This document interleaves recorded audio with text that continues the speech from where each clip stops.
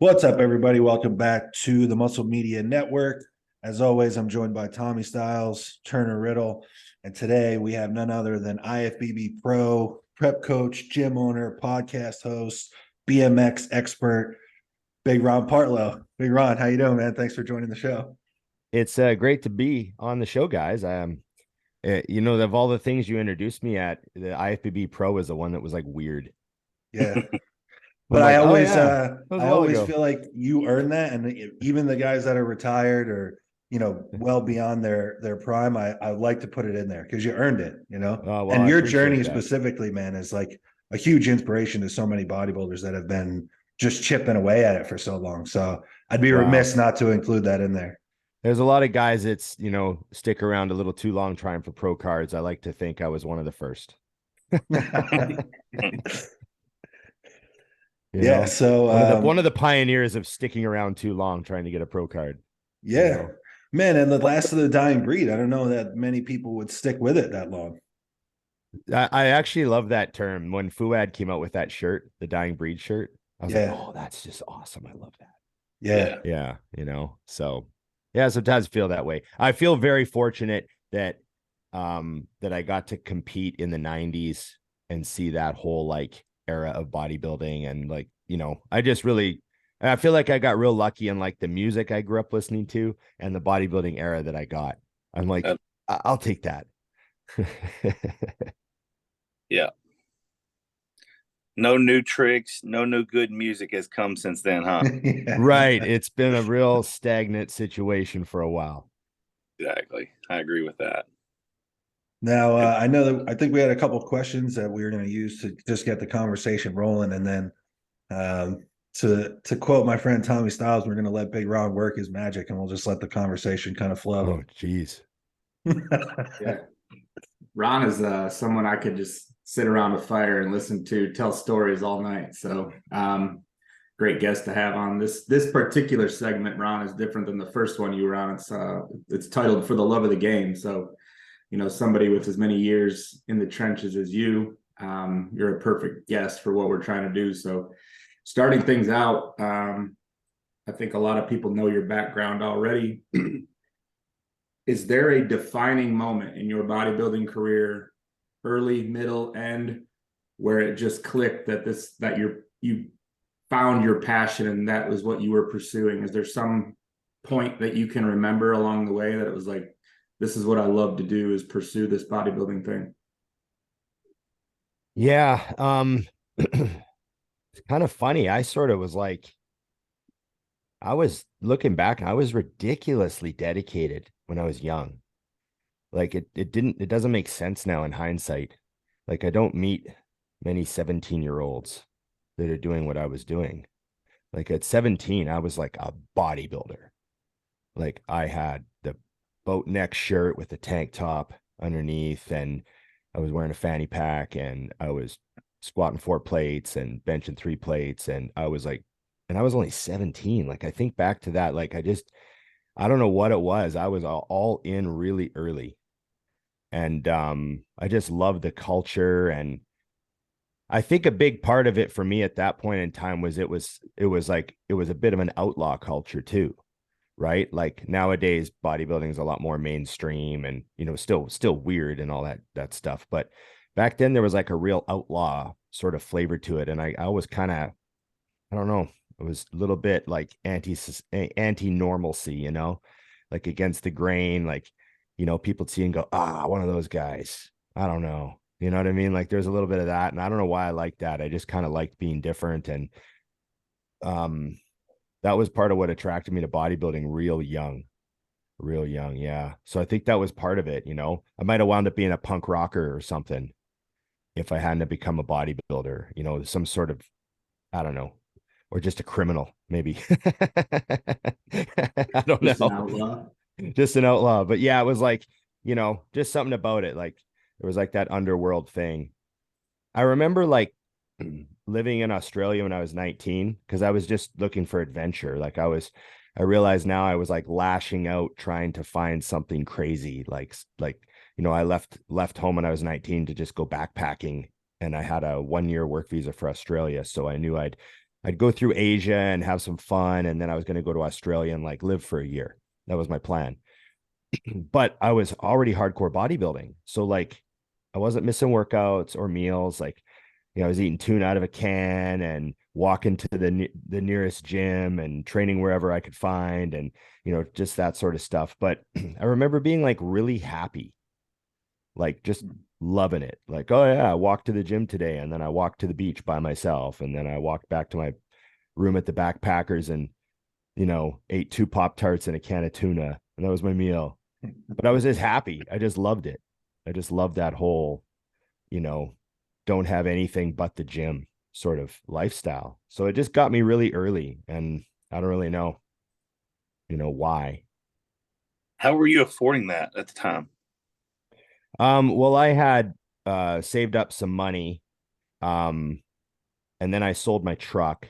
I had a pretty cool truck, and I sold that. I had about $5,000 in my account, and I had a hockey bag with my gym clothes and a blender, and I just left the country to just go like travel. And I figured when I started running out of money, I would get a job, because I had a work visa for Australia. So I thought I'll get a bar job when I need one. So I ran out of money real quick. Asia was like, I was in Hong Kong for a couple weeks, and it was super expensive. I was like, oh man, I got to get out of here. And you know, I was in Malaysia for about a week, and that's not so expensive, but it was like crazy, and the gym was terrible. So I was like, I got to get out of here too.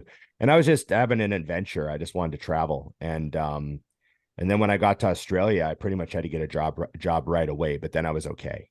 So, you know, once I had a job, I was good.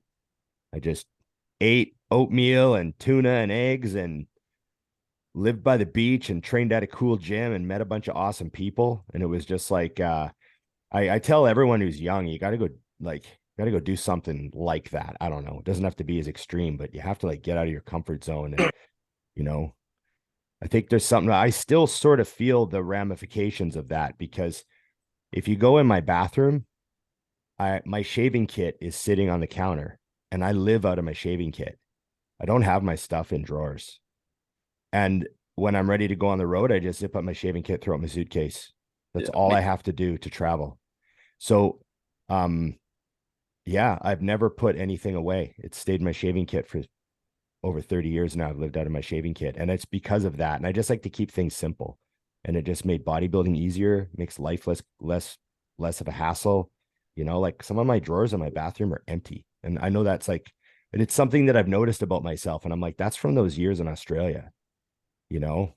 Yeah. I don't know. Where you were living in a house with like 8 or 9 other just random people or something, right? Yeah. I mean, I've told a lot of Australia stories just because it was such a, and I don't tell them because it's Australia, and I don't I just tell them because I think that, you know, a lot of young people could benefit from like just going and having an adventure, you know? But yeah, I was living in a beach house at one point with like 6 other people, but I was the only bodybuilder. So, you know, yeah. So, you know, I had my big protein tub and, you know, my little shelf in the fridge and, you know, just that sort of thing. But it was a crazy time. I couldn't live like that now. I couldn't live like that now, you know, like 2 cans of plain tuna, you know, I just like, oh man, I did that for enough years. Have you seen the movie? Sorry. Say it again. Have you seen the movie Blow? Oh yeah. That story reminds me like when they first moved out to the beach, and they're like just meeting people on the beach and smoking weed with everyone. Yeah. Yeah. They're just like finding their way. That's funny. That's awesome, dude. I tell, you know, like aside from doing something like that, I tell people all the time, some of my favorite bodybuilding memories are when, you know, USA's nationals, North Americans, when that show comes around, and that's a long weekend, right? So like you get to fly somewhere where you don't know where anything is, and you're meeting 2 or 3 of your other best friends that you keep up with on the internet, and y'all, you know, room together, or you're in the same hotel, and then you guys kind of just like sit around and do roundtable stuff. Y'all go eat in the burger spots, and then you go find the close gym, and then you get to sit and watch the bodybuilding show together. So it's like, you know, I have my ways and my bowl and my spoon that I eat with. Yeah. And then you've got this same guy that he does these things, but now y'all are in this place where nobody knows where the grocery store is, nobody knows where the nearest gym is, nobody knows where anything is, and you just kind of get to like bounce ideas off each other. And so I feel for as bodybuilders, we're like this hermit. Like we crave sitting in our chair, working on our phones, eating our meal at the same time at the same day, and then going to the same gym. It's like, and that's going to make you a great bodybuilder. But you also need to get out. You know, I've heard someone say, like riding a dirt bike, you're only going to be able to ride the terrain that you ride most if you always ride the same track. You understand what so it's like, if you go to Arizona and try to ride, and then you go to New York and you try to ride, and then you go to Florida and try to ride, you're getting to mesh all these things together and make you a better rider, bodybuilder, whatever you want to call it. But Absolutely. I think that like getting out of your comfort zone is the biggest thing as far as making yourself a better bodybuilder. Yeah, and I think maybe that's what it was that I did, and I just happened to do it early, and you know, it made you really severely make decisions about your priorities. You know, like I remember like only making like $500 a week or whatever, and after I went to the store on Sunday and bought my eggs and a couple pounds of chicken and my cereal and everything I needed, and then gave my buddy a bit for rent and all that, I was like I was tight for cash, but I never missed a meal because I prioritized, you know what I mean? And it was like a very adult situation, like I was a dumb young bodybuilder, but there was some taking juice, like there's a lot of decisions that maybe don't seem so adult at the time, but there was a lot of like life lesson stuff going on, severe prioritization of what I did with my time and my money. And also there was a lot of stuff I sacrificed. Like I was in Australia. I could have gone to a beach party every single night. There were parties everywhere. It's an outdoor beach culture. It's fun. I was working in a nightclub district, but I went and got my sleep because I was training the next day, and the guys I were training with were very serious. So I didn't want to show up and let them down. And, I was lucky to have training partners that were at that level at the time and that accepted me in to train with them. So there was no way I was not going to be top notch, ready to kick their ass, because that's my job as their training partner. So I had that attitude, and there was a lot of stuff I sacrificed. And at the age of 19, 20, those aren't always the easiest calls to make. Now at my age now, it's pretty easy for me to stay home on a Saturday night. There's nothing that could get me to go out. You'd have to literally pay me to leave the house. But back then there was all these girls that say, hey, why don't you come with us? Work parties and stuff like that. I worked in the bar. So people would say, oh yeah, on Sunday when we don't work, we're all going to do this and that. And I'd be like, well, I'll come for a little bit. And then I'd leave, like just that sort of stuff. And I really was all in to make the biggest gains possible.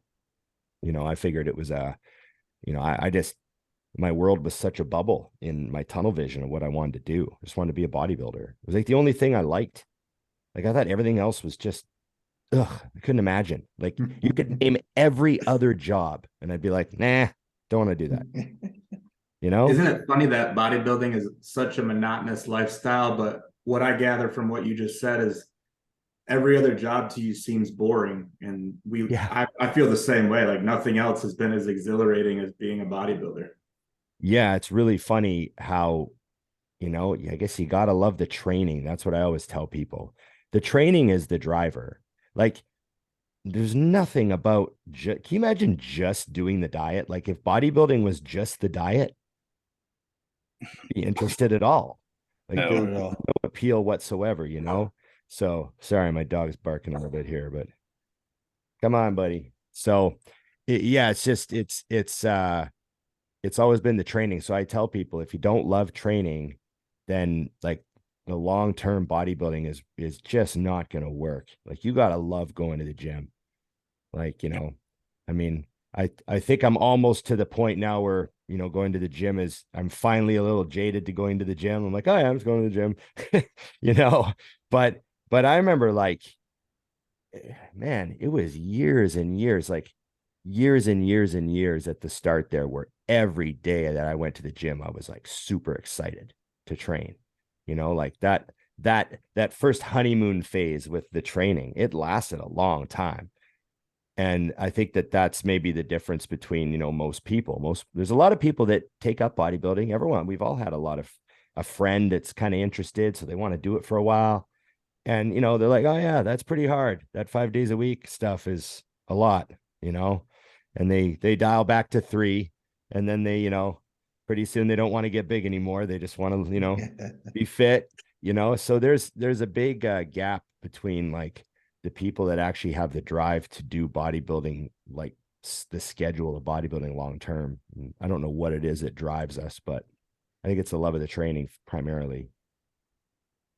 Yeah, and then a level of an insanity and obsessive compulsive disorder somewhere along the way. But Yeah. you mentioned you kind of offhandedly mentioned that you had some like pretty serious training partners in Australia right off the bat. So, you know, I think I know the answer, but you know, I kind of am curious how you got integrated and how you kind of got accepted, as you said, by this group. So, like, give us some context. Were they years ahead of you and competitive bodybuilders, and they just took you in Yeah. as this 19-year-old kid? Yeah. So I basically arrived. I arrived on the Gold Coast kind of by fluke. I didn't really know where to go. I just was going to go to Australia, and I landed in Brisbane, and I asked a taxi driver, I said, where should I go? Like, and he goes, oh, you don't want to stay in Brisbane. I'll take you to the Gold Coast. It's an hour away. Gold Coast Surfers Paradise. It's like, he looked at me and he goes, oh, you know, you're into like the gym and stuff. I'll take you to the Gold Coast. It was funny. So it was a taxi driver that took me to the Gold Coast, dropped me off 6 a.m. I checked into a backpackers, and I just asked the backpacker, the guy that ran the backpackers, this old gray-haired guy. I go, hey, where's the best gym? And he looked me up and down. Like, I remember he looked me up and down. He goes, you're going to want to train at Archer's gym. And it was like, oh, this guy knows exactly. Like, he looked at me, he goes, you're going to want to go to Archer's. And I was like, okay. So it was close.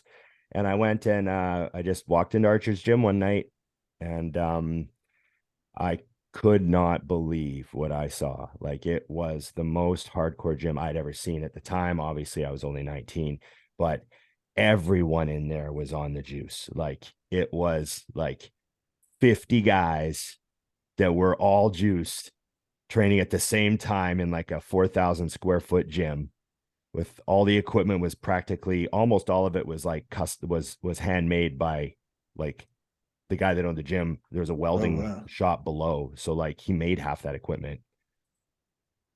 And yeah, it was just a crazy gym. And I remember I was like 3rd or 4th day I was there, this dude walked in and he had shorts on and he was big, like, oh, the king of the gym's here. It was instantly like he walked in. I was like, oh, that guy's obviously the best bodybuilder here.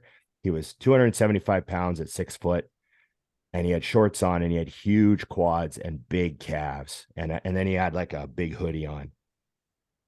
And he came and he started training legs. And right away, I knew that guy ran, like, oh, that guy's the dude, you know? So I asked the guy at the front desk, I go, who's that? And he goes, oh, that's John Davies. They don't come any bigger than that around here. And I was like, okay. So I noticed him right away. And then one of the first weeks I was there was a show. So I went to watch the show. And he came up to me and he goes, hey, I'm John. And I go, oh, good to meet you. And he goes, I noticed you have a Canadian flag on your weight belt. And he goes, I'm a New Zealander, but I was actually born in Canada. And I was like, oh, no way. And he's like, yeah. So we start talking and he goes, hey, where are you staying? And I said, oh, I'm staying at a backpackers. And he goes, oh, why don't you come live with me? And I was like, oh, and he goes, yeah, I got a room for rent. Come live. He goes, I got a big house to myself. I rented off a guy. It's cheap.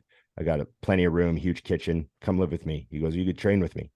And I was like, oh, really? And he goes, yeah, I've seen you train. He goes, you train real hard. Why don't you come train with me and my partner? And I was like, oh, okay. And right away I was just in. And then I remember some other guys at the gym were like, how did you get to train with John? Yeah. And I was like, I don't know. We just started talking. And he chose me. Yeah, he picked me. He's like, I seen you train in there. You're going nuts. And I was and what's like, the context? What are you weighing? I mean, you're a big guy. You're 6 foot, 6'1", something like that. What are you weighing? I was 19. I would have been 250 pounds. Okay. squatting 4 plates for like sets. And are you and reps natural at and- this point, squatting No, 4 plates? I've done Oh, I've you're done some cycles. I'm okay. like, yeah, I'm 250. But I was in Australia for like a week. I had my hands on a couple bottles of test. I was ready to go. But yeah, I was like, I was like 2 or 3 cycles into my adventure at that point. So but yeah, we just meshed right away because he could tell I trained Dorian style, and that's how he trained. And he was, you'll fit right in, come train with us. So that was it. And the other guy was Nick Jones, who wound up winning like a Mr. World title. He did NABBA shows. He was multiple national champion and stuff. He's a great bodybuilder. And so we trained together for pretty much the 2 years I lived there off and on, and just at a young age to train with, a universe level guy and a guy who went on to do the Olympia. John did the 03 Olympia. So, I mean, he wound up being like an actual big time, like he did really well. He was a pro that made it to the O, and so to train with those guys at the age of 19, I just totally knew, like, I'm so lucky this is ridiculous. Like, these guys are both awesome. John won his pro card while I was his training partner. Like, I was at the show. I put his tan on for him. I was backstage with him, gave him his chocolate bar, like, let's go, buddy. Like, and he goes out on stage and wins overall, that whole thing. So I was like backstage to experience that as like the buddy. I had the gloves on, and that was one of my I hadn't competed yet. So that was a pre-competition experience for me. So before I ever got on stage, I had a training partner who turned pro, and I'd been backstage with him, pumping him up, fixing his tan. So I knew exactly what I was getting myself into, which is something that blows my mind now when I see people that want to compete and they don't even really understand what bodybuilding is all about. They've never been to a show. They've never really worked out properly or done a proper like year of training, and they're like, oh, I want to compete. And I'm just like, whoa, man, I was so much more researched than you before I stepped on stage, So just that sort of stuff. And I'm sure he probably had stiff competition that show. He won. So he didn't walk in and just hands down kill everybody. So you saw some really good bodybuilders pumping up and things like that. And this was what year? Like, that would have been 95 or 96. Wow. Would have been 96. Wow. And I remember Greg Kovacs guest posed at that show. Nice. Whoa. Yeah, Greg Kovacs was there. Yeah, that was funny. Yeah. Oh no, that was 97. That was 97. Okay. 97. Yep. I just remembered. 97 he won that. So show. what is that? Was that 95 then that you moved out there? Yeah, I was there like for a year, and then I came home for a bit, and then I went back for another year. So that's just smack in the middle of the Dorian era. Yeah. I remember one time John was sponsored by a company called Musashi. They were like a really big Australian supplement company at the time. And they were like the only company in the world that manufactured every single amino in singular form. So like you could call them up. They had other markets too, like horse trainers would order like proline and all these certain aminos that were good for tendons and stuff. So they were selling like bulk aminos to people. And one day we were leaving the gym, and this would have been in 96. I'll never forget. We were leaving the gym and John's phone rang. And they had mobile phones really early in Australia. They were like ahead of Canada. I remember when I got there, everyone had a cell phone, and I was like, oh, we don't have those in Canada yet. Like, it's not everyone has a cell phone. Anyways, John's phone rang, he answers it, and he just stops. And he goes, yep. Oh yeah, for sure. And he talks to this guy for a minute, and I can kind of hear the voice. And I'm like, what the and he hangs up and he looks at me, he goes, that was Dorian Yates. I go, fuck, it sounded like Dorian. We just stood there, and he goes, he just called me and asked if I can send him a couple kilos of these certain aminos. He wanted histidine and proline or something like that. And I guess he just hurt his tricep. And whatever year that was that he tore his tricep or whatever, he'd hurt something. 97. And 97. Yeah.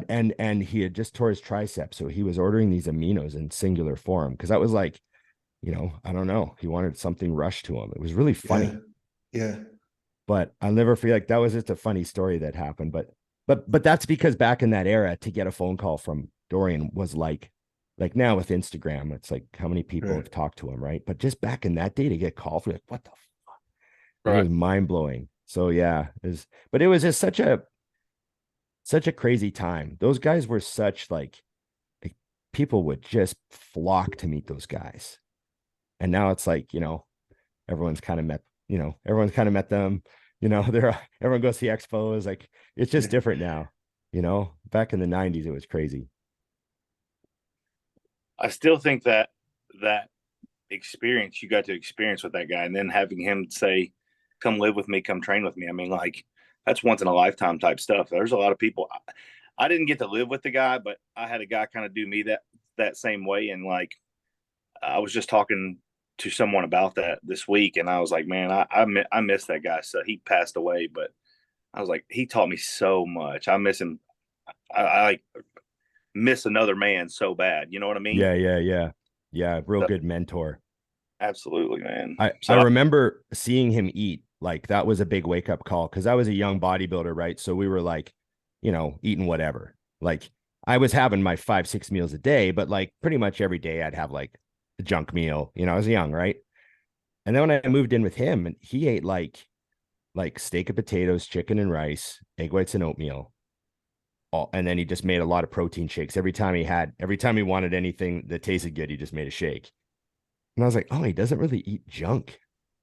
It was funny. It was like, oh, you don't have to like bomb yourself with Burger King to get big. He just eats a lot of food. And like, we went out for dinner and stuff, but it was way less than like what I had been doing, So it was a really good lesson just to see how much he ate. And also too, like, it was just funny how you meet a guy who's like the next level of hardcore. Like he would just grab 2 chicken breasts and 2 potatoes and throw them in a bowl, and he'd just jump in the car and drive.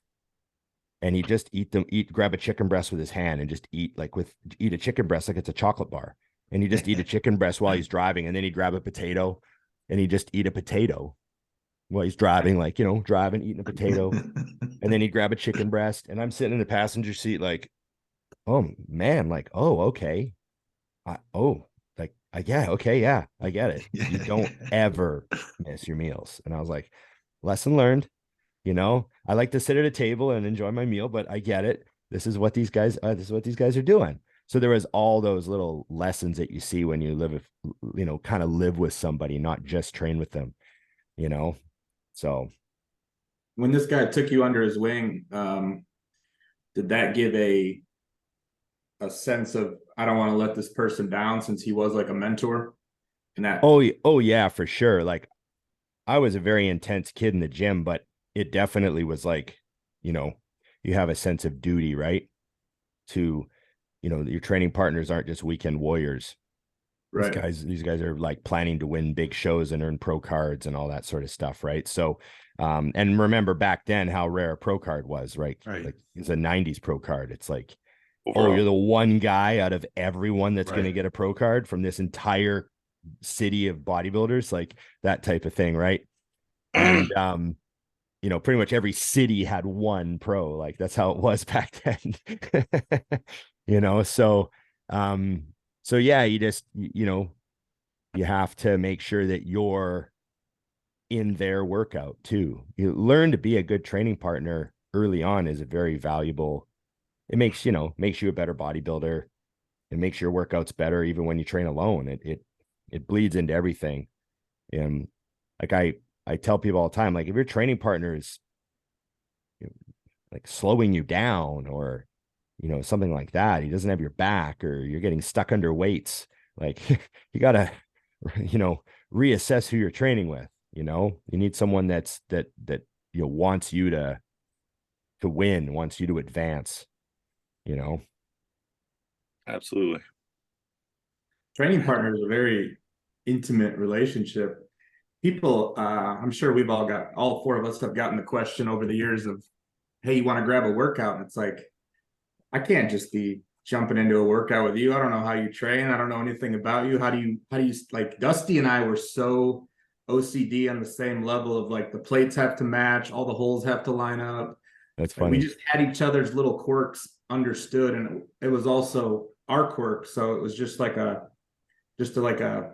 a good yin and yang matchup for training partners. But I think it takes time to develop that, much like a relationship between, you know, a man and a woman. It's not just gonna, you might hit it off and have a couple good workouts, but to develop that into months, into years it's a process. Yeah, if you get a good training partner, you wind up being able to communicate without really speaking, you know? Yes. Like you get that nonverbal, you know, when you just get really like in tune with someone else, you get that nonverbal communication going, like, and they just know what weights you want. You just like little nods, like, you're just doing this. And it's like the plates are coming off and going on and everything's getting adjusted. And you're not really even saying anything.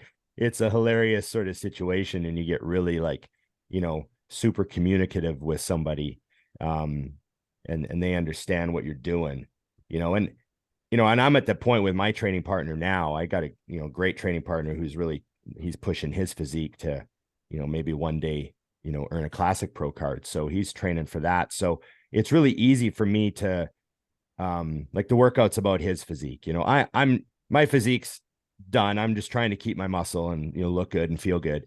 But the workouts are about, you know, like how much volume does he need for this body part? How much this, you know what I mean? So sometimes I'll shut it down, but he'll do 2 more sets of something. I'm like, okay, well, I'm done, but you need another row, you know? So sometimes just because I know my recovery ability with, you know, my TRT and all that stuff, I know what I can handle. I've been a really good groove. So there's certain times when, you know, I make little calls like that. And, but yeah, it's got to work and scheduling is a huge thing. Like if you can't rely on somebody, like training partners that are like 30 minutes late all the time and stuff, that it would never work for me. Did you, in the rest of your career, ever have another training partner that rivaled what you had with John and the other gentleman's name? I forget what his name was, but Oh, Nick.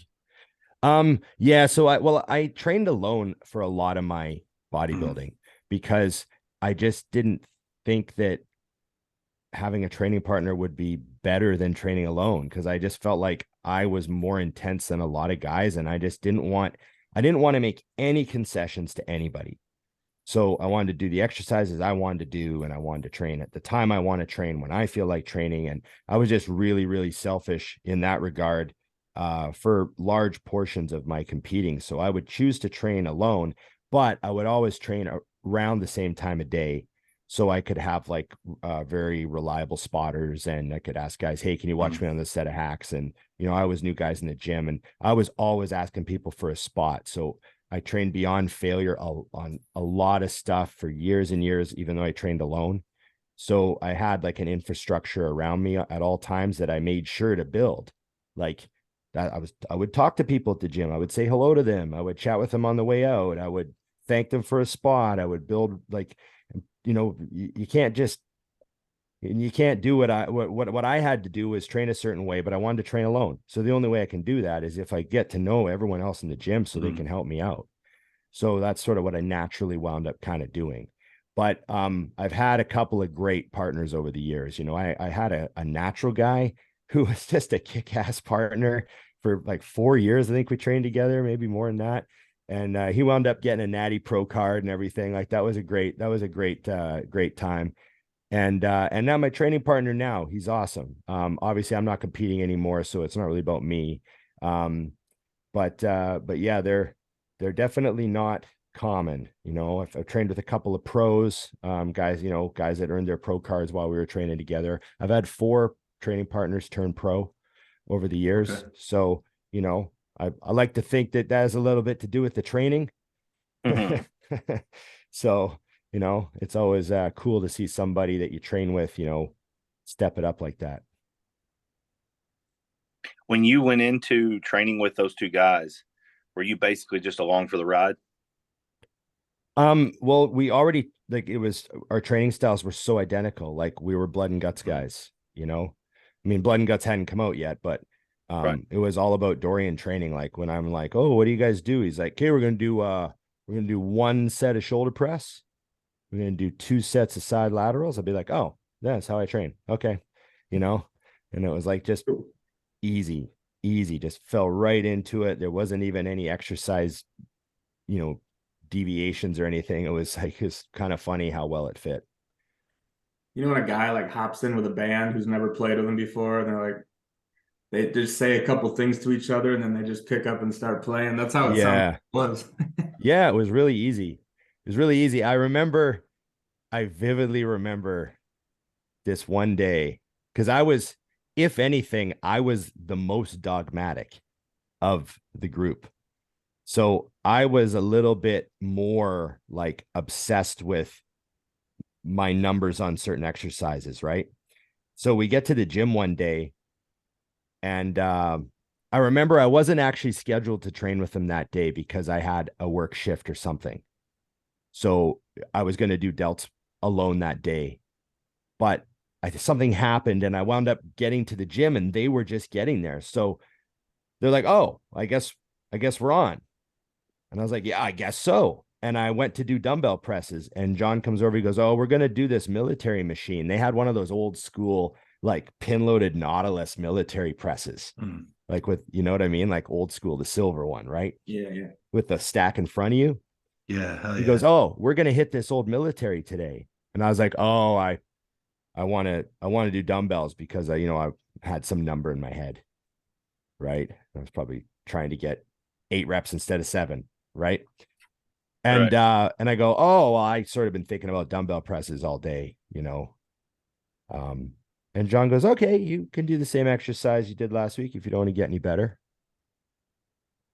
And I was like, "Okay, I'll come military press with you, assholes." So I went over and military press with them, and I remember just thinking like, this is also supposed to be fun. Yeah. Right. You know what I mean? Like, so there was that little bit in there where like, yeah, they were all about the progressive overload and everything. But at the same time, those guys would also love to just do different stuff once in a while and just do the odd thing because it was really hard, you know? But even that camaraderie right there, like what he said to you, I feel like now that's like kids look at you and be like, whatever, dude, whatever you're talking about. You know what I mean? But like, that's how I talk to my people. That's how I talk to my workout partner. That's how I talk to, hell, that's pretty much how I talk to everybody. But I think that is what's needed. You need to be like, hey, dude, do you want to do that and really not get better? Do you want to come over here with us? And like, because essentially he was inviting you in. You know what I mean? Yeah, exactly. You know, and I guess in my head I was like, oh, they wouldn't care, you know. But I specifically remember that moment. I was like, oh, like we're a team now. Yeah. Like I'm part of like a team now. It's like, you know, I remember it was like a big deal to me. And I remember I even mentioned it to him once. We were having dinner in Vegas or something. I was like, "Do you remember the day that you told me?" And he looked at me, he goes, "Oh yeah." He remembered it. Like he remembered it was funny. That's awesome. He goes, "Yeah, you were like shocked." Like looked at him like, "What?" He's like, "Oh, if you don't want to get any better, you know, or you can come train with us and get better." And I was like, "Oh fuck, okay." Pick your poison. Yeah. You know, it also reminds you, like, you know, being on this podcast and telling old stories, it also makes you like stop and think. You're like, man, I wonder how many other people I've said stuff to over the years, and I don't realize that what I said affected them. You know what I mean? Yep. And you hope that you've impacted other people in, you know, like a positive way like that, where you've, you know, motivated them to think in a better way or whatever, just made their day better or whatever. It's interesting when you think of those little throwaway comments and how they can really affect somebody sometimes. Well, I was going to comment too, like you said, you're training with a guy right now, and it's like the whole training is based around what he needs, and he's pursuing, you know, a classic pro card. Without realizing it, you're probably doing a lot of the same stuff that John did for you at that stage that you're doing for him right now. Oh yeah, definitely a whole bunch of stuff like that. You know, just I don't like to tell people how to do things, but I like to tell them how I would do things. That's sort of my way of like, I'm not good at just ordering people around. I'm good at the way I communicate is I'm like, hey, if I were you, this is what I would be doing. You know, that's sort of my style, a little bit more, but yeah, I definitely, I think that the better the bodybuilder, when you're talking about a bodybuilder and a coach, the better the bodybuilder, the more the coach's job is to help them not make mistakes. Right. You know, like when you're totally green and you don't know anything, your coach's job is to tell you exactly what to do. Right. If we had to have a spectrum, one end is tell the client exactly what to do. And then the other end of the spectrum is you're almost like a lawyer. Like, don't do that. Right. I wouldn't do that. Don't advise. I don't advise for that. So I don't know. That's kind of how I see that relationship between coach and client.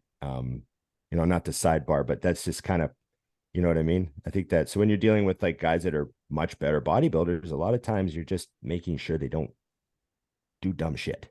Get in their head. Yeah. I think that's a good point, because I think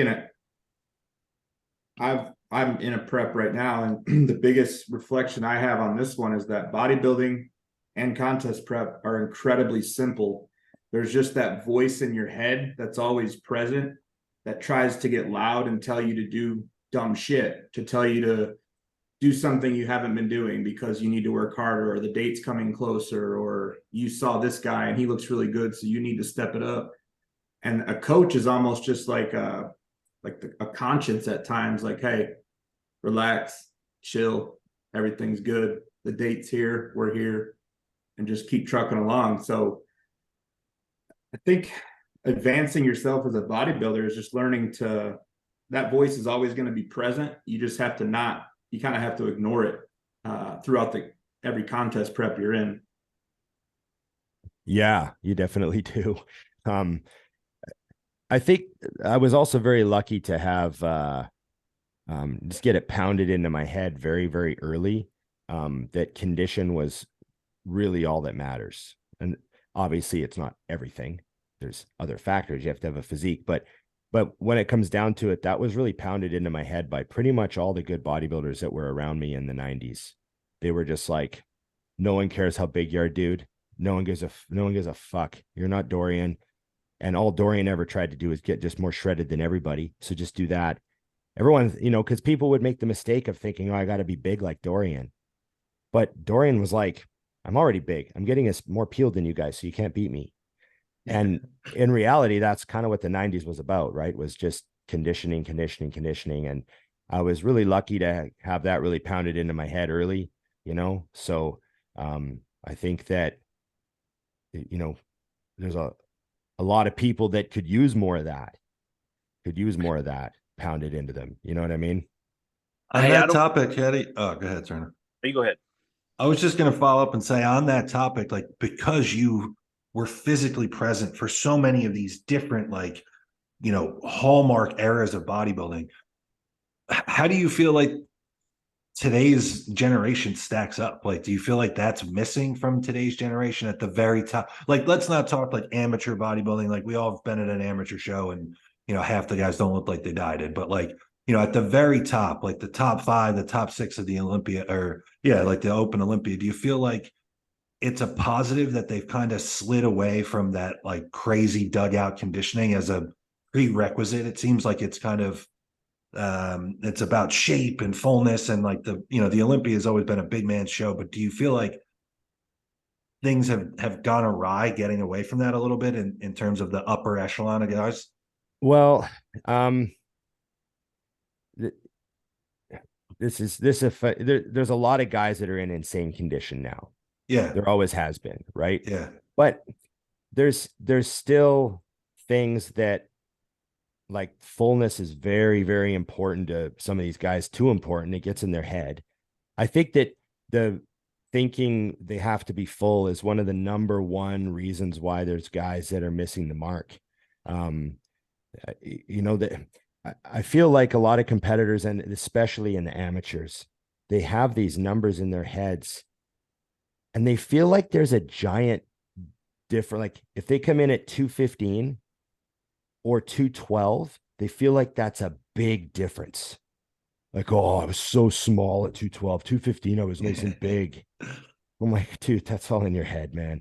You think 3 pounds on the scale, like drastically, like, were you shredded? If your glutes weren't shredded, it doesn't matter. Like, I don't know. There's a lot of people focusing on a lot of things other than conditioning.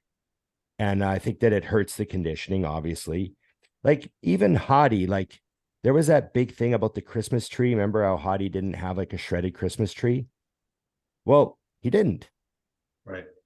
He didn't have a shredded Christmas tree. He looked fucking great. He was really ripped, like very lean, but they didn't pull him down. What he could have gone down another 5 pounds a minute, even more ripped. So they weren't going right to the basement for everything. They're trying to find this balance. They're talking about it. And one of the problems is, and you know, people might think I'm talking out my ass, but some guys can have really striated glutes with higher body fat. Yep. Yeah. I'm right. one of those. So some guys can get their glutes really striated and not actually be like peeled out of their minds. But because their glutes are totally striated, they get a lot of, everyone's like, oh, they're in really good shape. That happens with the odd guy. But like, you know, maybe his Christmas tree isn't really striated. His lats aren't dug out. His lats aren't carved in like how Dorian's lats were just raked right up to the armpits.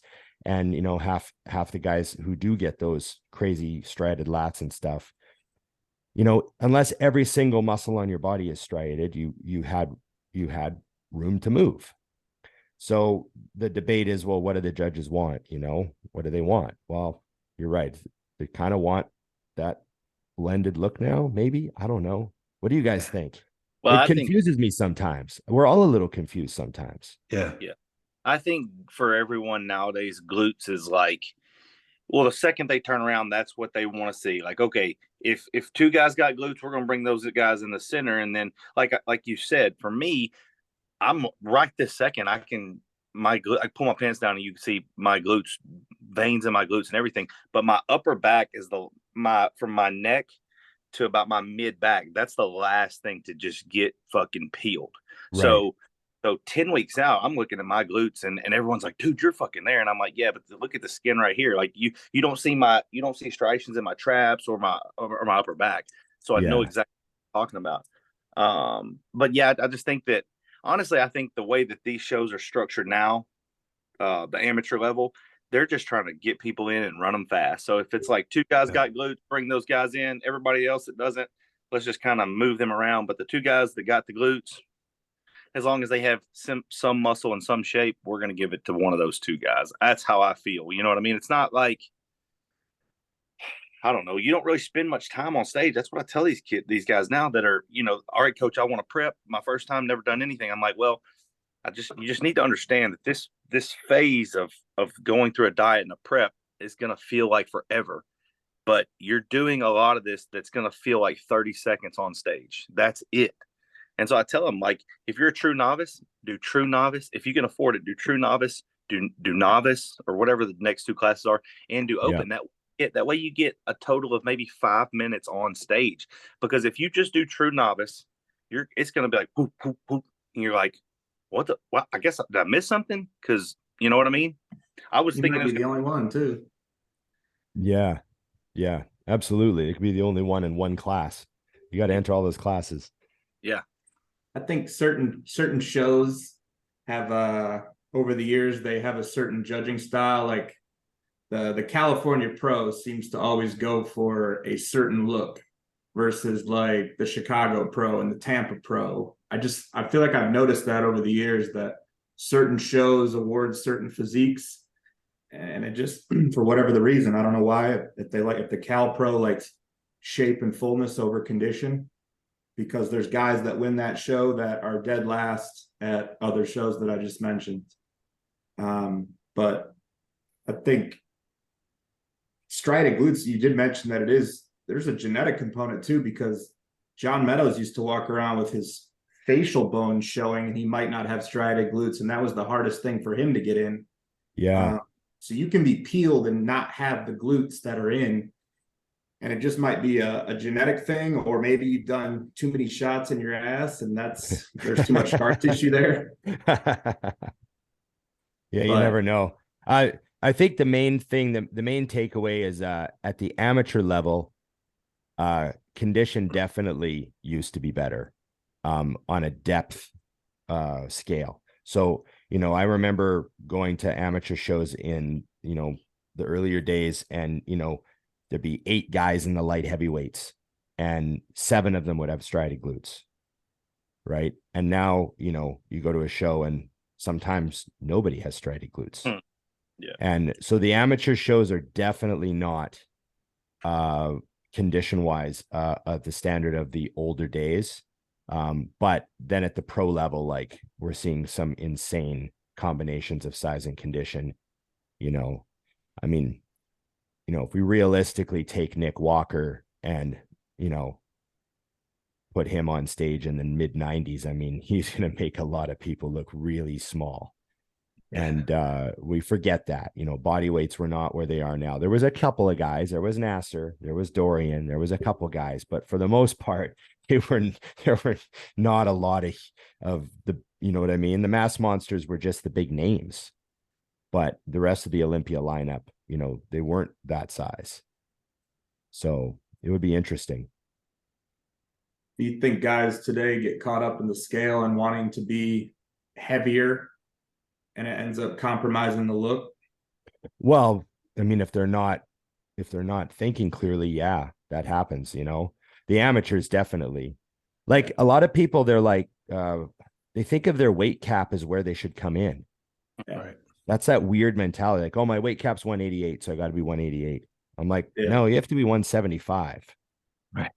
No, Like, I'm guilty. I mean, it's something that play like that voice can get loud in my head when I start to see the scale going down in prep, because I yeah, fought all off season to keep it going up. The last thing I want to see is it going too far south. So I'm guilty of that at times, and you know, that's why, you know, having a coach that can just steer the ship for you, and all you do is ignore what you're seeing on the scale, ignore your pictures, and just send them off and do your thing. so I did 13 Canadian nationals, and I figured it out one time, and 10 out of the 13 times, the lightest guy in the super heavyweights won the super heavyweights. 10 out of 13 of those times, it was the smallest super that won the supers. What was he, like 237? No, I remember the cutoff in Canada was, well, it was 225 at some shows. We had some confusion, and then they changed it to the European number. So it was 100 kilos, which is 220. So it was 220, 225. They changed it a few times. And I remember one time there was a heavyweight who was 224, and he guzzled a liter of water so that he could weigh in as a super, because he wanted to be a super, because he thought there was some guy in the heavyweights. He's like, I don't want to go against him. I want to go against the supers because I'm in such great condition. And so he went in the supers, won the supers, and then won the overall. Wow. And he wasn't even really a super. He was like, you know, lighter than that on stage. And I've seen that many times, like guys that are barely supers, and they're like, nah, I'll just stay, I'm in good shape, and they win the supers. So I've seen guys that weren't in shape. You know what I'm saying? Like, he was a heavyweight or a light heavyweight that wasn't in shape like he should have been, guzzle the water to be the next weight class up, because I guess it told him, like, I want to be this, I want to be that. And it's like, that never pays off. I mean, unless you know what I mean? Yeah. There's just, I've seen it a few times where I'm like, oh, that guy's barely in the weight class and he winds up winning. You're like, oh, you know? Yeah. So that's condition. Hey, before we go any further, I want to go back. So here we are today, where you hear flat, you hear, you hear I'm depleted, you hear all of these things. So when you were hanging around John, going to these shows, before social media, before a message board, before you could read or hear about flat or getting stringy or any of those, how was it taught to you that conditioning is king? Like we just talked about, like, did he say, oh man, well, if your glutes are not there, then you're not in shape? Or obviously he had an eye for it, so he knew what to look for to tell you if you were in condition or you were shredded enough. So that's what I want to know. Like, when it was so pure and there was not all these outside factors, the magazine, this and that, to say, oh, well, you need a refeed or this and that, how did he teach you what being truly peeled and ready to get on stage was like? So there used to be this sort of thing that, like, like you wanted to get as lean as you could. And then several weeks out from the show, there was this mentality where like, okay, now you got to deplete. Now you got to get flat. And the phrase, you're not flat enough was actually used. That's a funny thing. I used to hear that in the 90s. Like I had a coach one year who helped me in 99. I got absolutely mind-boggling ripped for a show on hardly any gear. I was a college student in 99. I won the provincials. I was super ripped. And I remember I would send him my video because I would film a video with a camcorder, take the tape, overnight it to him, courier. He would get it, watch it, and call me the next day. That was like my your coaching. pose, like as a check-in, you're posing on video? My check-in. Oh, right Yeah. on. Yeah. So, and I remember he would call me and he'd be like, you're not flat enough yet. Let's stay on the protein and veg for another week. We got to really get you down. I want to see your face cave in more. I want to see like that hole in your hip. We got to get you, carved out more. And he'd be like, so I remember the diet was like 6 weeks out. He's like, okay, let's do 1 cup of oatmeal for breakfast and then no carbs. It's just protein and veg. And I'm like, okay. And he's like, okay, we'll do this for weeks. We just got to get you down. And it was like, he'd be like, oh, your pumps, do you still getting a pump? I'd be like, yeah, I'm still getting like a decent pump. He's like, okay, you're fine. Just keep running. Like there was no worrying, you know what I mean? And it was like the goal was to get like super depleted because that was the only way you get the skin like super thin. That was the mentality, right? And I don't, obviously not saying it was a better way to do things, but I'm just saying like it's one of the reasons why a lot of amateurs were ripped because he just dieted hard. Yeah. Like hard. I remember you John. couldn't have a coach tell an amateur that now. They would have fired off 7 different DMs to different coaches. Hey, can I get your opinion on something? Yeah. You're not flat enough. Yeah. Don't worry about it. Yeah. You're not actually losing muscle. You're just deflated. Don't worry about it. You're not losing muscle. You're just deflated. Don't worry about it. Like that, Do you think the check-in process, so like I know obviously in the 90s technology wasn't where it is today, but even you competed into the 2000s and with cell phones and email and all that, like do you think the check-in process is back then, because you guys are overnighting Polaroids and videos and it wasn't instant and you probably weren't checking in 4 times a week. It was probably much more spaced out once a week, right? So once a week. Do you think I think a lot of and hearing these stories, the paralysis by analysis comes from, and I'm guilty of it too, because I check in with my coach multiple times a week. I have my guys check in with me multiple times a week. We almost give them all this set of pictures to stare at and obsess over and create these to make that voice louder. I wonder if keeping it simpler with the once a week may have been the move.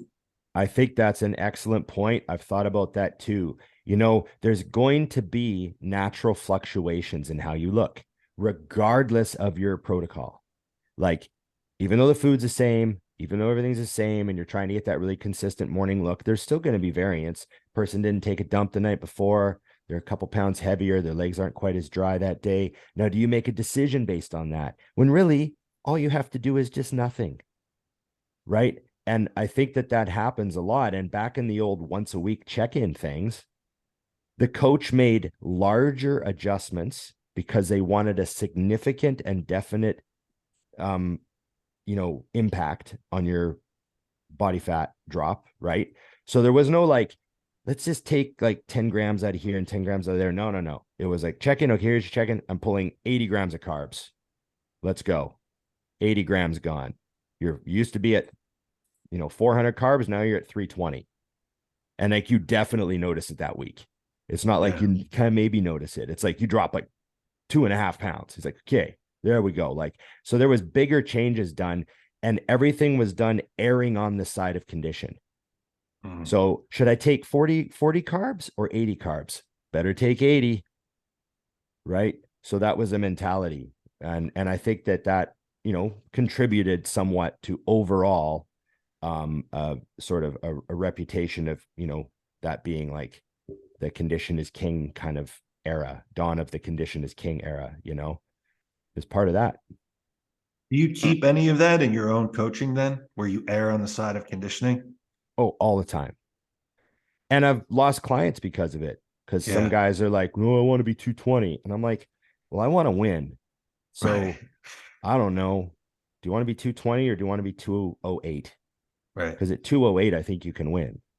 You know, I've had that battle with people before, you know, and you know, sometimes it sometimes they come back. They're like, "Oh, you were right," but you know, and sometimes they think you were wrong anyways. They're like, "Well, I look better at 220." I'm like, "Well, you're not as hard. You did really well. Maybe they win anyways, right?" But you know, your back was better at 212. I'm just saying, you know, I don't know. I always think lighter is tighter. I know that some people don't want to hear that. And obviously it's not always true. Someone could be flat and look like shit, but I'm just like, when I make decisions, I'm like, lighter's tighter. Let's get another pound off, you know. I tend to err on the side of just get ripped. You got to be super ripped. And another thing too is if you're super ripped all the time and you err on the side of condition all the time, you might not win every show because of other things in your physique. Like maybe you need to be bigger, maybe you'd be that, blah, blah, blah. But if you're just peeled, that's when you catch all the snoozers. Like Dexter, his whole career was catching people when they were off. You know, Dexter wasn't an automatic win ever, really. But, you know, like if you're like, oh, it's Dexter and Branch this year, you're like, well, Dexter's going to be in shape. Branch better be in shape. You're like, oh, it's Dexter and, you know, this guy at the Arnold this year. You're like, well, that other guy better be in shape because Dexter's going to be in shape. You know what I mean? Dexter caught Jay snoozing that one year. Dexter made a whole career on being peeled. And I think that it's kind of the safe bet for most people. Not everybody's big enough and good enough to show up off and win. like, like to show up off and win, you got to be pretty good, you know? And we've seen it. We've seen all those guys that win the odd show and they're like, oh, I can't believe the guy that won the New York Pro or whatever show, right? He wasn't hard enough, but well, he's big enough and round enough and crazy enough that he won. But most people, that's not the case, you know? You err on the side of just more extreme polarity between, because I mean, your off seasons are legendary. You can't carve a pebble. You would push really, really, really far one way. And then when it was time to diet, you would just push it right back the other way. So well, it seems like there's less room for error when you're going so extreme both ways. I have definitely learned lessons as I'm wiser and older. I don't bulk people as heavy as I used to bulk myself. I've never bulked anyone as hard as I bulked myself. So I learned a lot of lessons on that front, you know? So yeah, I definitely have seen some crazy transformations from crazy off seasons to crazy conditioning, but it's not advised, you know. You should, you know, you got to eat, you can't carve a pebble, all that stuff. But I definitely don't push people to get as heavy as I got unnecessarily heavy. You know, I was carrying more weight than I needed to in my old off season. So yeah, you're right about that. I definitely try not to be that guy. Right. So there's no Burger King and D-ball in any of these protocols you're sending out. Well, I don't say Burger King. I might say you can have a burger, but yeah, I actually tell people try to enjoy like a restaurant burger. Try to do yourself a favor. Try to live a good life. If I tell you to have a burger and fries, don't sit in your car and eat it. Like bring it home, put it on your table, enjoy it. I actually got that. I got that same thing from Scott McNally. I heard him say that's how he words it to his clients. Like, go have a restaurant burger.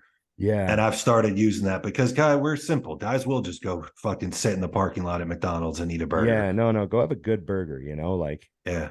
You know what I mean? I just think it sits different. That's funny. The amount of parking lot burgers I've had is like very high. Oh, yeah. I've eaten hundreds and hundreds.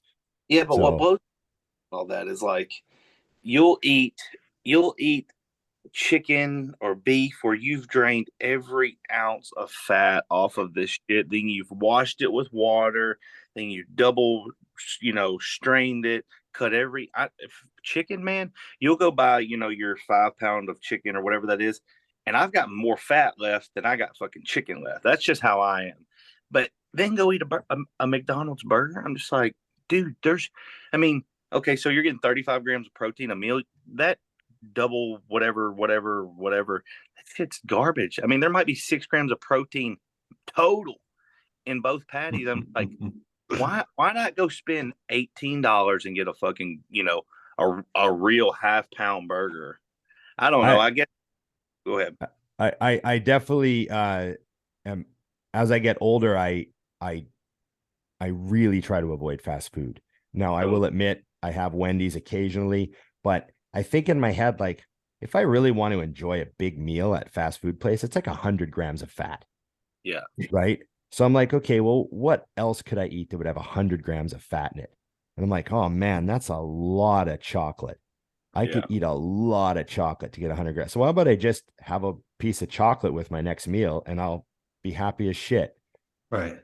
So I'll eat my next meal and then I'll just have like, a little piece of dairy milk or something.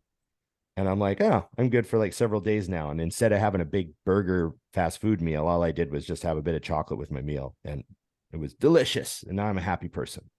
So I'm a very simple man too. I can do that. I am myself.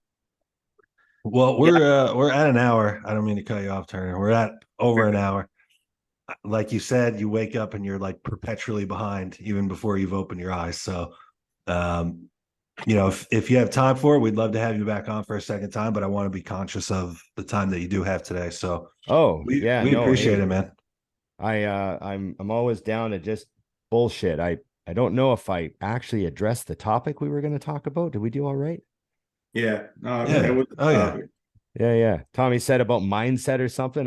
We just rambled on a lot. You nailed it. I mean, it was everything that you experienced. Your life experience created your mindset. So there's a lot of people to take from that, especially the young bodybuilders who I find that's what's missing is passion and love for training, which the passion comes from just keep sticking with it in the discipline of, never giving or never stopping bodybuilding. That's one thing I can say about myself is I've never stopped. I always just keep going. Even if I'm away from the stage for years, like I've still always packed my meals. I know what I'm eating for meal one every day.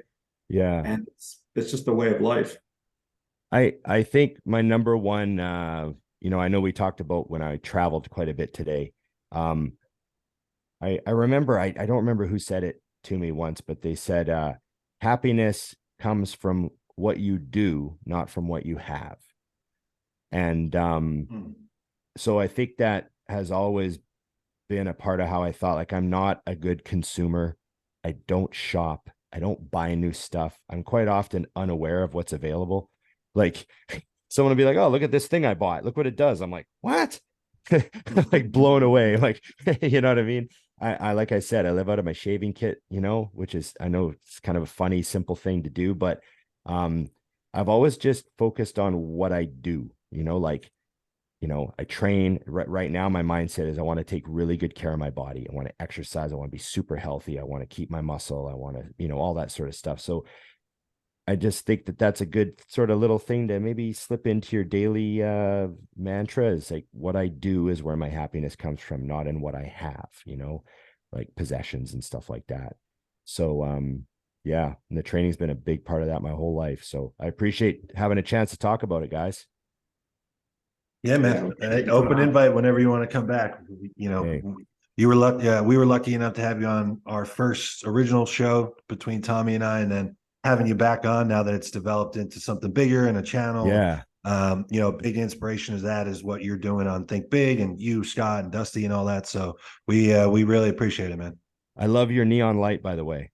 Oh, I appreciate it. Yeah, it looks good. Trying to make you look professional for everybody, Okay. So for Big Ron Partlow, Turner Riddle, Tommy Stiles, this was the Muscle Media Network. Until next time, guys, we are out.